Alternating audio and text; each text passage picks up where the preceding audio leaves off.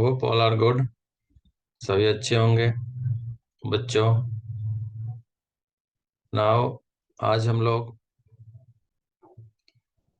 12th में ray optics में से one of the important topic, very important topic, which is reflection eight curved surfaces, वो करेंगे, जिसकी श्योरिटी गारंटी होती है कि बोर्ड में आना ही आना है डेरिवेशन या न्यूमेरिकल कुछ ना कुछ।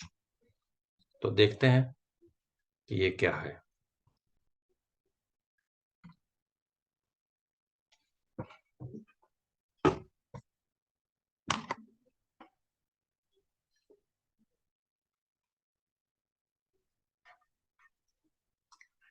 Class 12th topic is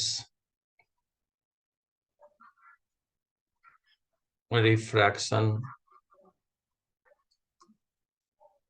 at convex surface, right?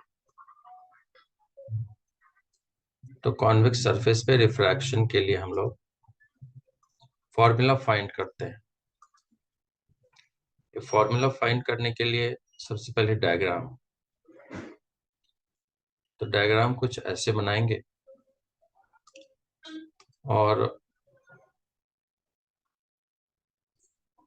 ये एक ट्रांसपेरेंट मीडियम जैसी है, थिन ग्लास की, जो कि जो दो मीडियम और राइट साइड में मोस्ट कॉमन वाटर है। तो यहाँ एयर ले लेते हैं, इस साइड में वाटर ले लेते हैं। एंड अगर रे ऑफ लाइट इधर से चले ऐसे कुछ, तो यहाँ पे सबसे पहले एक नॉर्मल ड्रॉ कर लेते हैं, क्योंकि रिफ्रैक्शन तो हम नॉर्मल के रिस्पेक्ट में ही दिखाते हैं।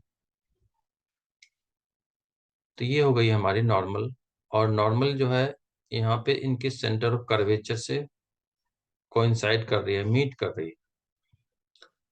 तो इसके रिस्पेक्ट में जो ये हम कह सकते हैं कि रिफ्रैक्टेड लाइट कुछ ऐसे आके मिलती है। तो यहाँ पे एरो देते हैं, इस पॉइंट पे ऑब्जेक्ट है अपना, और यहाँ पे भी एरो देते हैं। और यहाँ पे हमारी इमेज कैसे बनेगी? सिंगल रे ऑफ लाइट से तो बननी नहीं है, तो एक दूसरी लाइट चलेगी यहाँ से, और मानते हैं कि कुछ ऐसे निकले और ये पोल से निकल गई। तो पोल से इंटरसेक्ट किया, और इन दोनों के इंटरसेक्शन से यहाँ पे इमेज बन गई।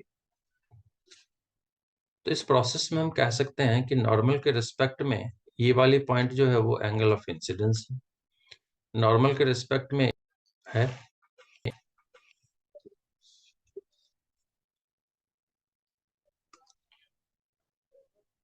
देन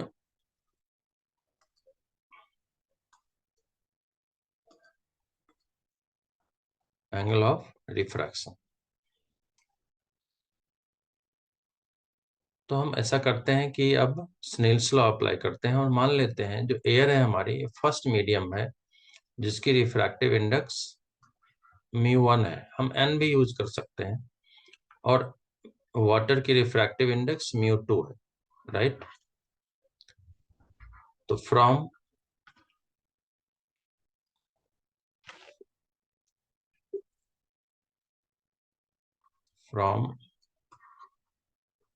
स्नेल्स लॉ हम क्या लिखते हैं? स्नेल्स लॉ ऑफ रिफ्रैक्शन से sine I upon sine R is equal to μ2 upon, right?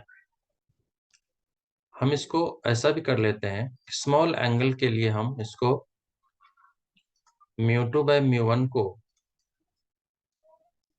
Angle I upon angle R भी लिख लेते हैं, एंड देन क्रॉस मल्टीप्लाई कर लेते हैं।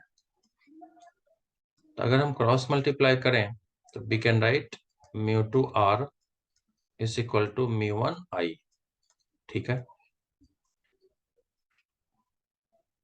इसको हाईलाइट कर दिया इस पॉइंट को, क्योंकि यहाँ पे हमें, अब इस i को हम कहाँ से क्या सब्स्टिट्यूट करेंगे, उसके लिए हम लोग पहले यहाँ पे इस एंगल का नेम लेते हैं अल्फा। जहाँ पे ये c है, नॉर्मल है, इस एंगल का नेम देते हैं बीटा, और इस पॉइंट का नेम देते हैं गामा। और यहाँ से एक परपेंडिकुलर ड्रॉ कर लेते हैं जो प्रिंसिपल एक्सिस जैसी है, तो ये नॉर्मल हो गई हमारी।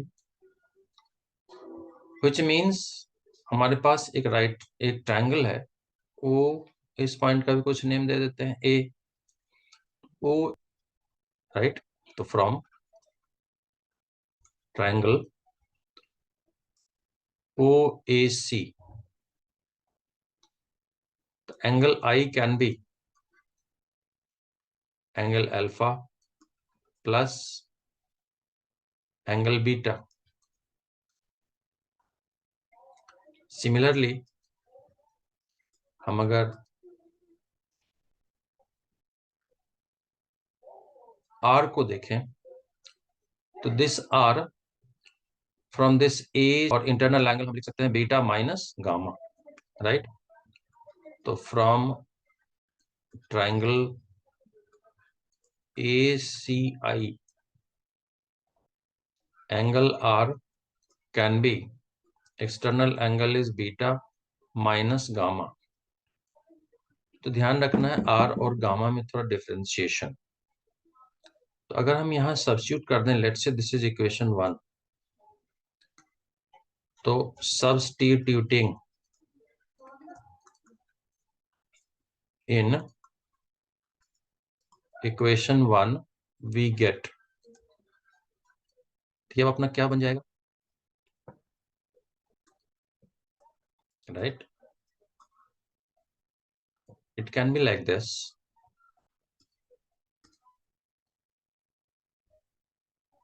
this is mu2 and r can be this, so it can be mu2 into, सीधा लिखते हैं बीटा माइनस गामा, और mu1 इंटू आई के बदले हमने ये वाला यूज करना है, अल्फा प्लस बीटा। ऐसे भी ध्यान देना है कि दोनों और कुछ कॉमन होने चाहिए, जैसे बीटा दोनों और कॉमन है। Now mu2 is fine. अब बीटा देखते हैं, हमारे पास एक राइट ट्रायंगल है ए, और इसका name let's say N, A N C. तो this beta can be A N upon N C, okay, minus gamma. तो गामा इस राइट ट्रायंगल से A N perpendicular divided by N I, A N upon N I. Similarly mu1, अब यहाँ पे alpha क्या हो सकती है, अल्फा इज दिस, तो A N perpendicular by base, A N divided by N O,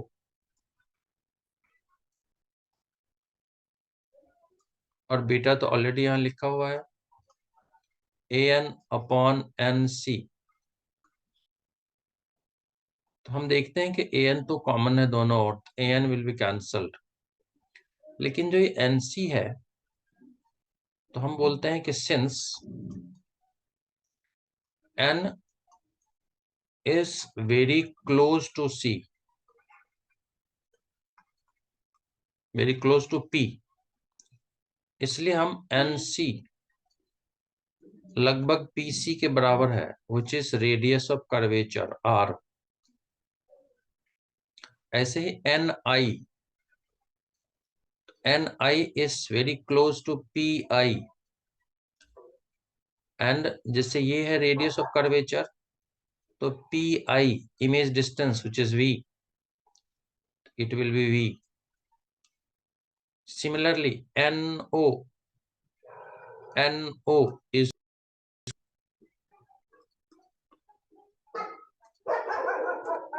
right? NO is close to PO and PO is U, but as per sign convention, minus U, right? तो एक step में N common लेके इसको छोड़ देते हैं, need not to write, let's write direct mu2 upon NC, NC means R, minus mu2 upon Ni, which is V. Next mu1 upon NO, N sign convention है हमारा, हो गई minus U plus mu1 upon NC which is R. अब R को एक साथ ले लेंगे और इनको एक साथ, तो we can write minus mu2 upon V plus mu1 upon U is equal to, ये इधर अगर लेके आते हैं तो माइनस हो जाएगा, it can B mu1 minus mu2 upon R, R is common, चाहे तो इसको हम ऐसे मॉडिफाई कर लेते हैं, माइनस से मल्टीप्लाई कर देते हैं, तो mu2 by V minus mu1 by U is equal to mu2 minus mu1 divided by R. So this becomes our required formula. Okay, so hope I am able to convey, you people are able to understand, and similarly we'll be making another one which is for concave surface. Thank you so much. If you like my video, don't forget to hit like button, share it with your friends, and do comment to improve. God bless.